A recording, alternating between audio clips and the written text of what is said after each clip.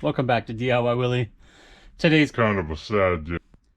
ever since I got the Monster 212 running, I would go out and start it every day. It would start fine. It would give me a little bit of back pressure, and I would just kind of pull past that, and then I would give it another pull, and it would usually start up. So now it is not doing that. It seems the compression is really low, or at least it doesn't have the same kickback it used to have. So I'm not really sure what's going on. It won't start anymore. So it's time to do a little investigation, see what happened, and see possibly it's out of time again. Maybe something happened with that 2-degree timing key. Maybe something happened with the valves or the push rods. Maybe even the rings. Who knows what happened? But something has happened. Something mechanically has changed, and we're gonna dive into this and try to figure it out. Okay, let's go.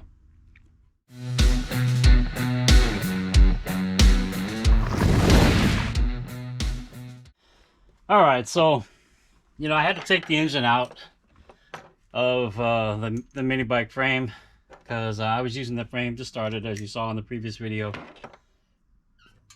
And now got the carburetor off. I'm gonna go ahead and take the pull start off. And I keep forgetting I put these Allen head bolts in here. So yeah, not sure what's going on, but we will figure it out. Hopefully it's nothing too serious. Everything looks okay with the coil. It hasn't moved. I mean, it feels like there's compression there, but not so much, I don't know. Something's not right. Let's take this plug out. Now, I know it was running rich because I pulled the plug out earlier, and I'll try to put a picture of that here somewhere. I've since cleaned the plug off, but it hasn't ran since. Yeah, I've cleaned it off. It was black, and we'll see that here in a minute.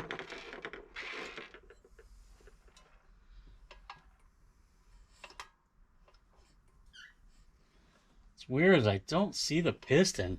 That's kind of spooky. I feel it. It's there. It goes down. It goes up. All right. That's good news. Piston's in there. It's doing what it's supposed to do. Now, how about this valve cover? You know what? Let's take these hoses off. I'm using a crescent wrench with some tape on it to kind of help protect the fittings, because I don't have an AN wrench. So we'll just loosen these up. I dumped gas earlier when I took the carburetor off, and I can smell it. It's still on my table. Man, it is warm today. I'm gonna have to get the fan out. We'll just pull this off. We can set this aside. Now, get into this valve cover. I'm suspecting something's wrong with the valve train. Whether it be a bent valve, a bent push rod, or just something along those lines. Maybe it's not as bad as that. I don't know, but that's what I'm suspecting. It could be too that the coil failed. That's always a possibility. But the fact that it doesn't kick back anymore, I don't know. If the coil failed, then it might do the same thing. I don't know. We're gonna check. Ooh, somebody's not having a good day. We're going to go ahead and check valve lash and inspect the valves as best we can, preferably without pulling the head off, and see if we can identify the problem that way. So there we go. We got this off. Yeah, it was oiling well. There's oil up in there. Let's take a look at the valve train. There's exhaust. There's intake. Yeah, and they both, yeah, they look fine. Exhaust. Intake. There's a little noise there though. What do you think that is? I need to get a flashlight. I want to look down that hole.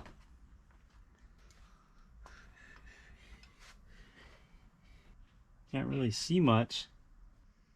There's top dead center. Got quite a bit of carbon on there. It was running rich, let me tell you. Let me get it around. I honestly haven't found any problem yet. Yeah, I've got my 200 push rods here, and you can see how much shorter the 200 is versus the 260. I wanted to run the 200 all along. I thought it was going to be needed, but I had the 260 chromoly prods. So now that I have the 200 rods, I'm going to go ahead and put them in. I don't really know if it's going to make a difference, but it should help correct the valve train geometry. I'm hoping. The 260 was working, but man, we're going to go with the 200. And we'll get them installed. We'll torque everything back down, and we'll give it a shot.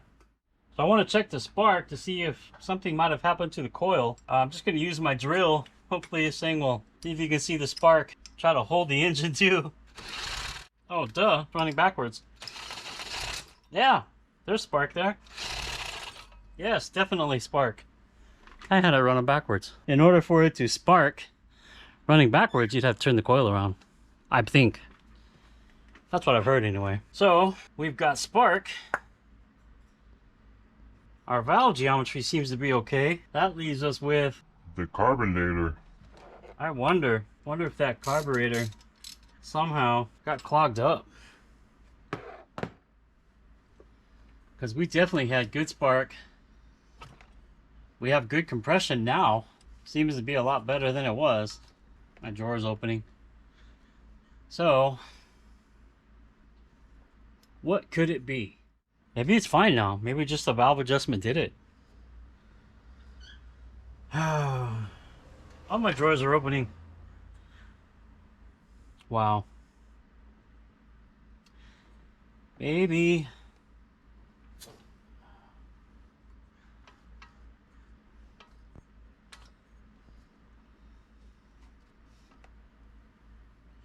Compression. And it pulls in on the carburetor.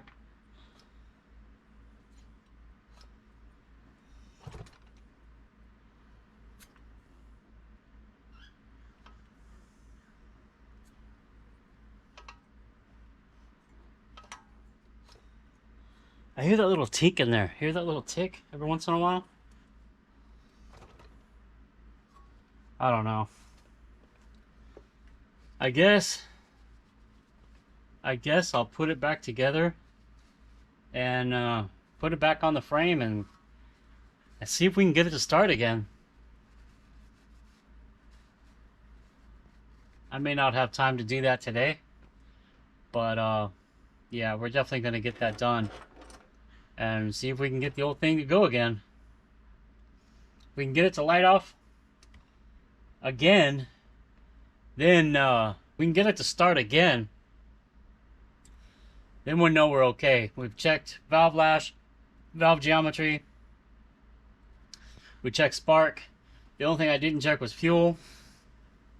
I know there was fuel in the carburetor because it spilled all over when I took the carburetor off. So fuel delivery doesn't seem to be a problem necessarily. I just think it might have been the valve lash. Maybe somehow it changed. You know?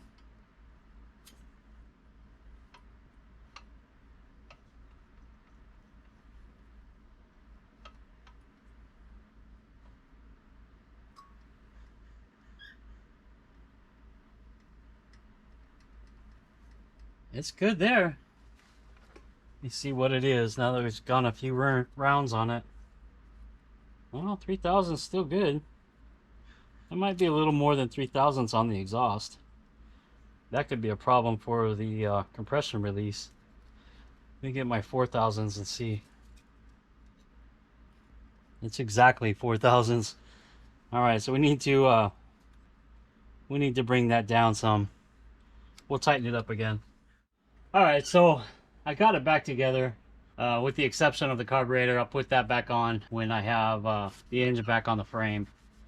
Honestly, I didn't find anything wrong, except the valve lash. The valve lash wasn't right.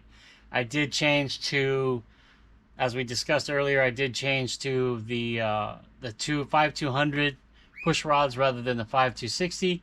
That may have corrected the valve geometry a little bit. I don't think it affected the way that the valve operated, but it has compression again, and it's got a lot of pullback, or a lot of kickback. So I can only assume it was the valve lash. That just goes to show you got to double check and triple check everything when you build these engines and make sure it's all tight.